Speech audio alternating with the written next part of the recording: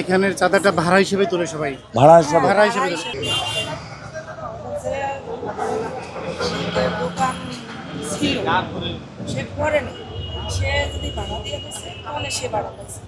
এমনি যে চাঁদা নিচ্ছে বা কেউ বলছে যে চাঁদা বাবা আমার এই টাকাটা দিচ্ছে, এরকম এখানের চাঁদাটা ভাড়া হিসেবে তোলে সবাই। ভাড়া হিসাবে ভাড়া হিসেবে তোলে।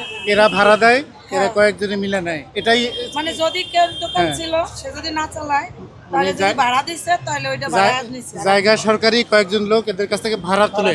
ভাড়া নিবে কেন? সরকারি জায়গা ভাড়া নেয় কে? মনে করেন আমি এই জায়গায় দোকান করি, আমি অন্য একটা কাজ করলাম, তো আমি বললাম যে আমি তো করতেছি না, তুমি করো, আমার এই টাকা দিয়ে দিই, এরকম। এখানে বিএনপি এক একটা দোকান থেকে 6 থেকে 8,000 টাকা ভাড়া নেয় প্রতি মাসে, এই সব দোকান থেকে। ওটা বন্ধ করা দরকার না? এই শাপলাকলি আসলে এই ভাড়া বন্ধ হবে, এই ভাড়ার নামে চাঁদাবাজি বন্ধ হবে।